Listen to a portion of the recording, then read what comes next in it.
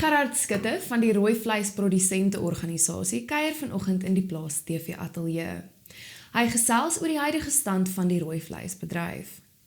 Dan het Danie Bester, 'n bekende in bewaringslandbou-kringe, onlangs 'n tweede sojadag op sy plaas in die Balfour-omgewing aangebied. Plaas TV het ook die geleentheid bygewoon, so bly ingeskakel vir 'n insetsel hieroor. Ons gaan nou eers oor na die nuus toe.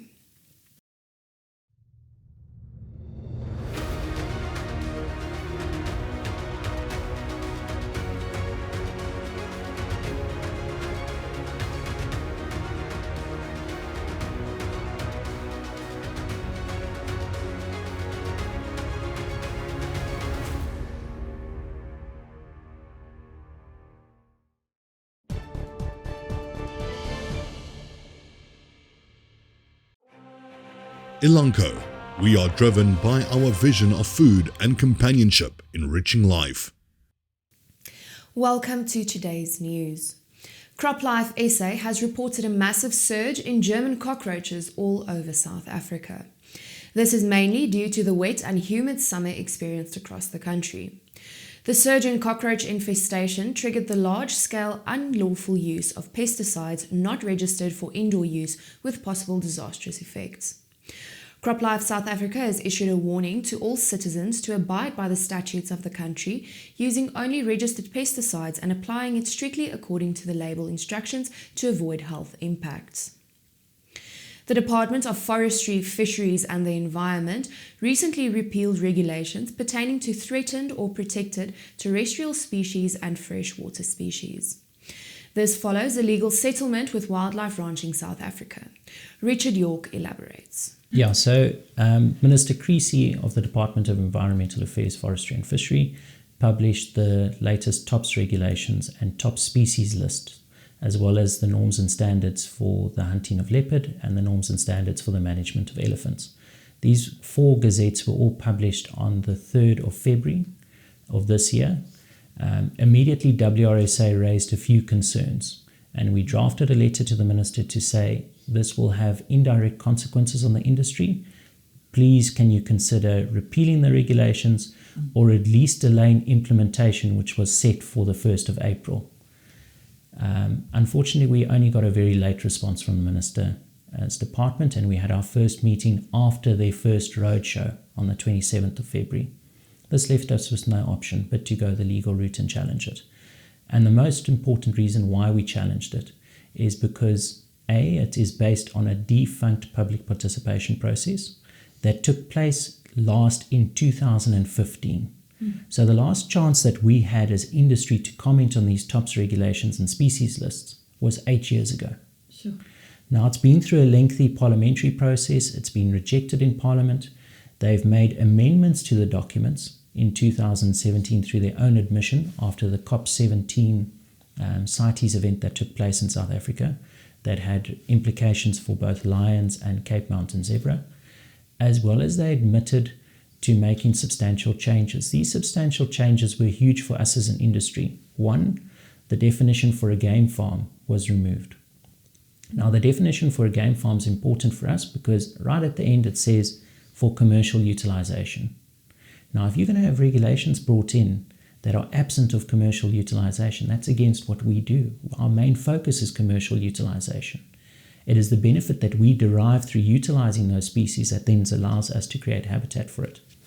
The second definition that was a key concern for us is that they indirectly gave the IUCN a regulatory mandate within our legislation. Previously, the definition for the IUCN was that it determines its own red list assessment and bases its conservation status thereupon. Now they went and brought in the word conservation status as determined by the IUCN red list. And where the implications come in for us as farmers is we now need to do risk assessments and show how we're benefiting the conservation status. And we always ask per who? Now it's per the IUCN. And we know, we spoke about it previously in our conversation, that the IUCN only recognizes land areas of 100,000 hectares and more. The IUCN doesn't even recognize the management plan that the department has for its lions in place. How must we as private sector, that is on a lot smaller scale, that hasn't got these resources show the IUCN conservation value. It's impossible. And that was Richard York of Wildlife Ranching, South Africa. Zimbabwe's citrus exports to the European Union are likely to be affected by new requirements for pre-cooling. This is according to trade promotional body Zimtrade. The EU is Zimbabwe's largest importer of citrus fruits. As of 14 July last year, the EU gazetted that for the first time, imports of citrus fruit must undergo specified mandatory cold treatment processes and pre-cooling steps for specific periods of up to 25 days of cold treatment before importation. And that was today's news, but stay tuned.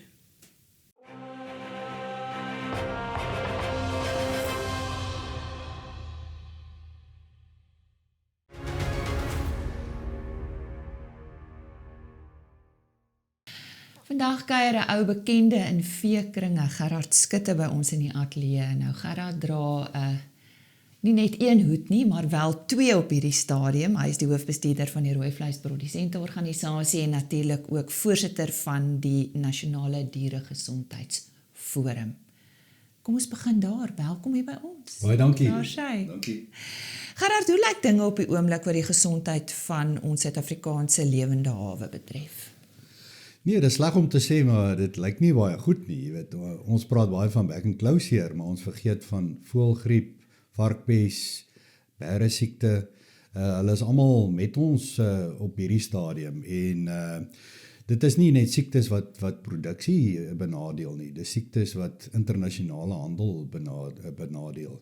En dan is daar ander uitdagings. Ons het nie genoeg enstowwe nie.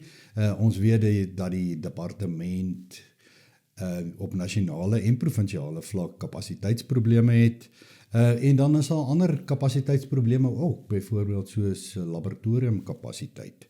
Maar ons sê altyd, dit help nou nie om te sit en kla nie. Wat is die oplossing? En die oplossing, na my mening, is relatief eenvoudig. Dis samewerking tussen die privaat sektor en die departement.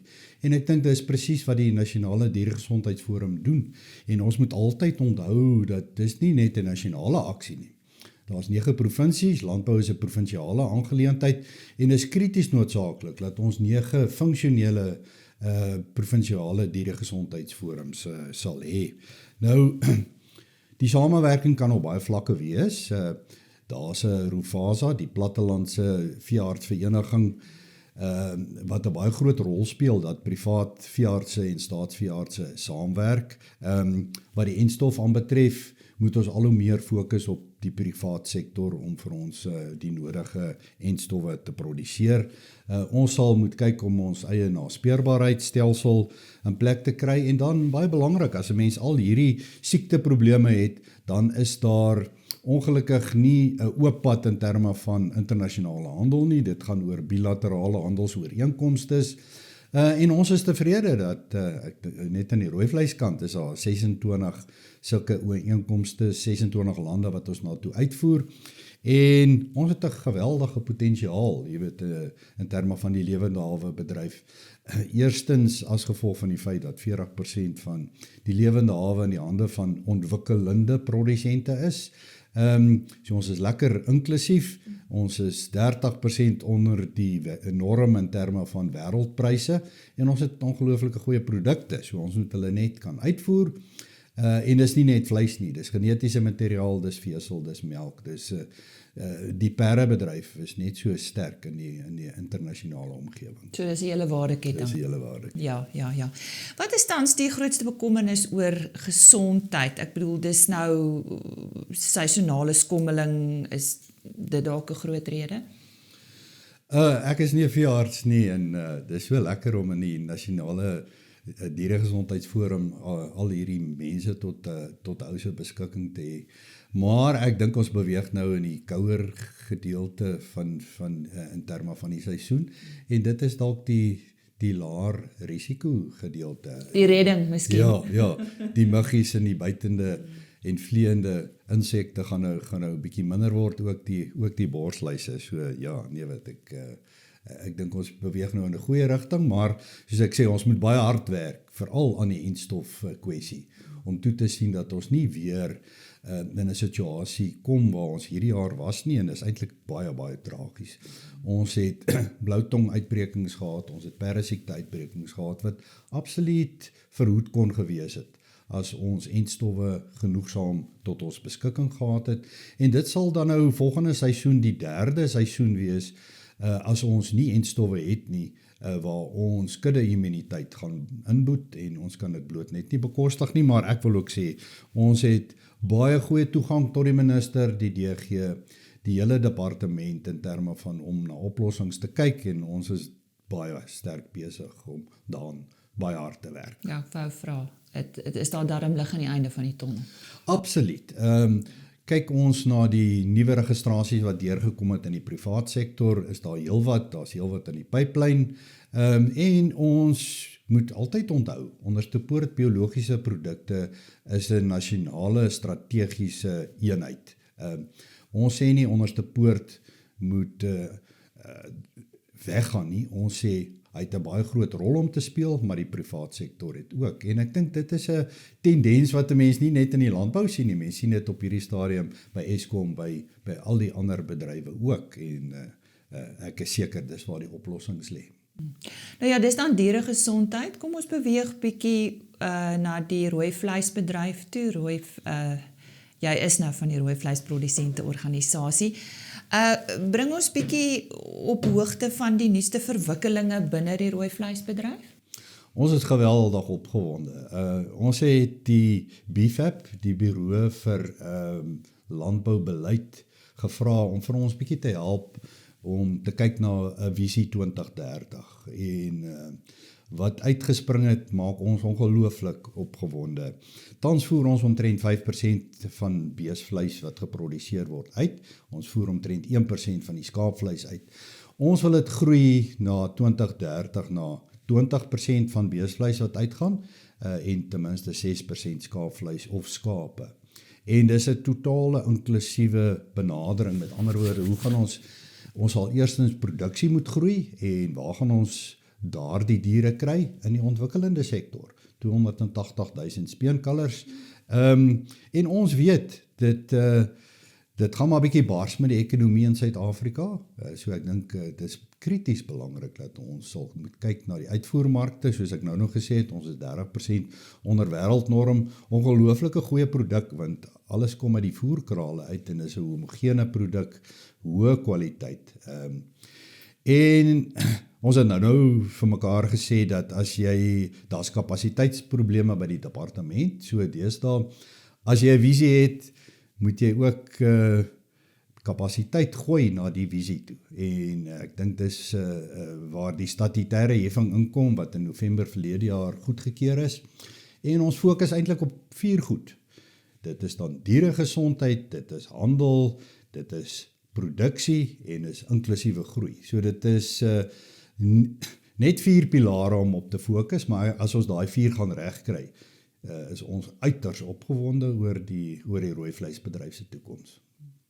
Nou ja, ons is minder opgewonde, want ons het so aan die begin van die jaar gehoor dat Gerhard nou eintlik uit of aftree, ek weet nie hoe mense dit noem nie, as ons terugkom, gaan ons bietjie met hom gesels hieroor. Controle vir Fortuner, julle tref ongekende terrein, hoor? Hoor jou controle? Onder dit. Kom in Fortuner, roof het terrein op pad. Activeer 4x4. Ontvang, gereed vir aksie. Missie voltooi, papa. Die splinternuwe Toyota Fortuner. Controle, daar's 'n probleem. Gee jou verbeelding die luksheid van vryheid.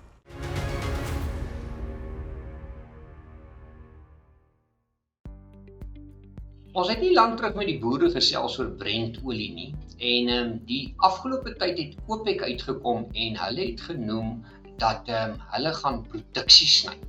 En daardie produksie wat hulle gaan sny, gaan maak dat die wêreld 'n tekort aan olie kan ervaar. Kyk net 'n bietjie wat het gebeur. Met daardie besluit het die olieprys 'n pragtige gaping hier gemaak, wat vir jou sê dat die momentum het skielik opgeswaai bo hierdie 50 dae bewegende gemiddelde. En hoekom noem ek dit? Want dit help sagte kommoditeit aandeelpryse. Die moment wat olie begin styg, styg inflasie, insetkoste styg en dit help gewoonlik die prys van sagte kommoditeite. Maar kyk net 'n bietjie wat gebeur hier. Ons is presies op daardie baie sterk weerstandslyn na hierdie besluit van ooplik. En onthou, hierdie is 'n daggrafiek. So, die daggrafiek het nog 'n bietjie werk voor. Daar is die 50 dae bewegende gemiddelde wat sê bo $81 is dit positief. En nou kom die groot vraag: kan olie bo hierdie vlak, en dis hierdie weerstandsvlak, kan vaskop bo $85? As dit kan gebeur, dan kan ons sien dat die olieprys, en kom ons doen net die projeksie hier, dan kan die olieprys dalk almal verbaas en dit gaan inflasie aan die gang sit, soos dat ons dit amper nie kan dink nie. Dit kan die olieprys aan die gang sit, dat hy al die pad terug beweeg na 98, maak dit maar $100, en dit gaan sagte kommoditeite deur die bank ondersteun. Maar kom ons hou net 'n bietjie hierdie deel dop. As die olieprys terug in hierdie venster in beweeg, en veral onder hierdie 50 dae bewegende gemiddelde in beweeg, dan sê dit vir jou dat die wêreld nie daardie duurder oliepryse kan bekostig. So vir die oomblik, die boere kry 'n bietjie daai wippie, hulle kan dalk hulle oeste teen beter pryse vasmaak, en kom ons hoop dat die olieprys vir die boere kan ondersteun, want ek weet baie boere se insetkoste was enorm hoog. Baie dankie, besoek gerus ons webtuiste www.fransklerk.com vir meer inligting en ons gesels weer.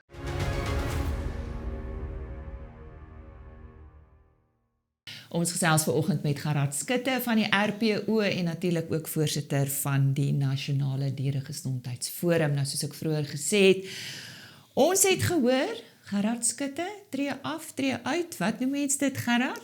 Tree aan, sê. Tree aan? Waarvoor? Al die nuwe goed. Ja.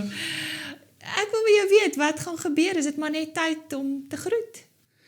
Ja, ek is by daardie ouderdom, en ek het 3 dogters, en ek glo absoluut in die jeug. So ek dink die ou manne moet so 'n bietjie pad maak vir die jeug. Ek glo absoluut daaraan. Ek glo ook dat ou nie gaan sit en niks doen nie. Ek dink mense kan altyd nog ietsie probeer terugploeg, maar dit moet op eie meriete wees. En dan, ja, dit was nie werk nie, dit was sommer 'n passie wat 'n ou gedoen het vir baie jare, en dit was net lekker. En ek sê altyd, ons werk met mense wat wil teruggee. Die boere op die boeredireksies binne die RPO, hulle kry nie vergoeding nie. Met ander woorde, dis gemeenskapsdiens, en is gemeenskapsdiens in, ek wil amper sê, in 'n baie hoë graad. Ons sê altyd, as 'n persoon by die RPO se nasionale raad land, dan moes hy ten minste 15 jaar se werk ingesit het in georganiseerde landbou om daar te kom. So dis hoekom die mense almal eintlik maar mense vriende raak as hulle afgaan, en dit is definitief by ons so. En dan, miskien as 'n ou dan nou kyk na die RPO, die produsente-organisasie, het ons net nou gesê, kapasiteit binne die staat is besig om te verswak, en ek dink dit is nou veral 'n tyd waar produsente-organisasies 'n baie groot rol te speel het. Daar's 'n gesegde, en ek glo dis waar, wat sê, maar die boer het net 40% van sy ekonomiese oorlewingsvermoë het hy beheer oor tot by die plaashek. Daarna is dit makrofaktore en politieke faktore wat die ekonomiese oorlewingsvermoë bepaal. So ek glo in die rol van produsente-organisasies, en ek glo in die rol dat jong manne moet kom en dit vorentoe vat. Deel wees. Ja. Wat is jou eintlike agtergrond? Is jy veekundige? Ja, ek het toe later gespesialiseer in voeding, maar vandag is ou maar 'n bestuurder. Ja, maar ek het nooit al met jou gepraat oor jou loopbaan nie, so dis goed om te weet, ja. So, wat kan produsente doen om regtig sinvol 'n bydrae te lewer, om jy af te sluit? Ek dink daar is nogal 'n tendens deesdae dat produsente-organisasies redelik kritiek ervaar. En ek verstaan dit, want ons is tussen die bedryf en die staat, en ons weet die staat is besig om kapasiteit te verloor, en dan lyk dit baie keer of die produsenteorganisasies dalk nie hulle werk doen soos wat hulle moet nie. Maar ek sê altyd, die RPO soos enige produsenteorganisasie is 'n organisasie deur boere vir boere. Met ander woorde, die direksies bestaan uit boere en elke boer kan 'n bydrae lewer nie net finansiëel tot die organisasie nie, maar in terme van beleid. Daar's 'n struktuur waar jy deur jou provinsie jou probleme op die tafel kan sit en dis die boere wat gaan besluit hoe word hierdie probleem opgelos en natuurlik dan gee hulle dit vir ons as amptenare om dit uit te voer, maar ons moet altyd onthou, dis die boere wat die besluite neem en wat ook toesien hoe die organisasie bestuur word. En ek dink dis 'n geweldige, gesonde benadering, want jy kan ons nou nie verkeerd gaan as jy namens die boere optree en jy self 'n boer nie. Nou ja, van my kant af baie sterkte. En van ons kant af, dankie vir jou bydrae oor die afgelope hoeveel jaar? 35. 35 jaar, nou ja, goed. Gerhard, baie dankie. Baie dankie, Ja. dankie, waardeer. Gerhard Schutte van die RPO en Nasionale Dieregesondheidsforum, wat vandag met ons gesels het oor dieregesondheid, RPO-sake en sy aftrede en sy siening van die rol wat ons kan speel om georganiseerde landbou te ondersteun.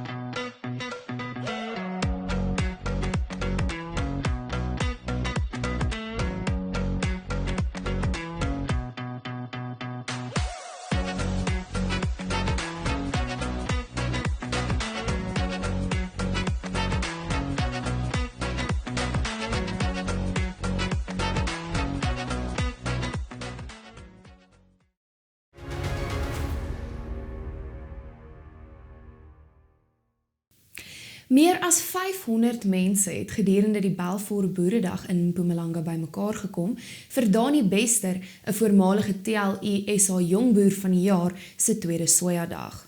Hy gesels met Susan Maree oor die belangrikheid van sojadag. Kyk nou na insetsel hieroor. Ek dink die genetika en goed wat ons huidigelik het, is ons besig om te onderbenut. En daar's soveel, die sojamark groei so groot huidigelik hier in Suid-Afrika. So ons moet oral waar ons kan 'n randjie maak en die produksie verbeter, dink ek is baie belangrik. Ek dink vir die hele Sojabedryf, ons moet nie stagneer nie, ons moet net vooruit gaan. En ek dink ook ons moet ons merk in die wêreld maak om vir hulle te weet om te wys hoe Suid-Afrika ons ons is 'n plek om mee gereken te word. En jy weet 'n dag soos hierdie, ek dink is altyd lekker, ek ken nou baie Amerikaanse vriende en goed en ek weet hulle hou ook daar soos hierdie waar ek dink boere moet bietjie meer met boere praat. Dis altyd een ding om te luister na wat maatskappye te sê het wat baie belangrik is. Hulle help baie met die navorsing en goed, maar ek dink nog steeds die beste navorsers dink ek is ons boere wat op die plaas self al die werk doen, ja. En 'n dag soos hierdie, ek sien deur die jaar sien ek ook altyd 'n klomp boere en dan kry mens al 'n idee van wat die vraag is wat daar buite is, want ek weet almal wil vooruit gaan, almal wil verbeter en ek dink almal moet meer effektief ook wil boer en vandag se tyd ook met al die hoë insette en goed wat ons het, jy moet weet waar spandeer jy geld en waar spaar jy geld en weet waar moet jy aanwend en waar nie. En ek dink ook die navorsing op die nuwe genetika so Intacta en Roundup Ready 2 wat nou ingekom het, die manier hoe hulle gaan reageer op die huidige bemesting en goed wat ons doen, gaan dalk bietjie anders wees as die huidige goed wat ons goed in die verlede gehad het. En daar soos hierdie, dit is altyd een nou staan voor en praat, is altyd lekker om te luister, maar na die tyd jy ouens so tussen die proewe en goed deur beweeg in die lande is. So ek sê want daar's nie een ou wat alles weet nie, maar 'n klomp ouens saam, 'n klomp boere saam, altyd daar's dan hoor jy vandag, ek self het vandag ook al 'n paar goed gehoor by 'n paar boere wat hier was, oor goed wat hulle benaderings en goed wat hulle doen, en ek gaan ook definitief 'n klomp van dit uitprobeer en kyk of dit vir my ook dalk nog miskien nog 'n paar kilogramme hektaar kan bygee. En dit is die lekker van 'n dag soos hierdie, en ek dink die behoefte wat daar is, en ek dink boere is uitgehonger vir juist veral op die soja's om te kyk, weet daar soveel geleentheid in die mark vir dit. Weet so die ouens is uitgehonger vir kennis om te kyk waar is daai volgende stapie wat ons moet doen.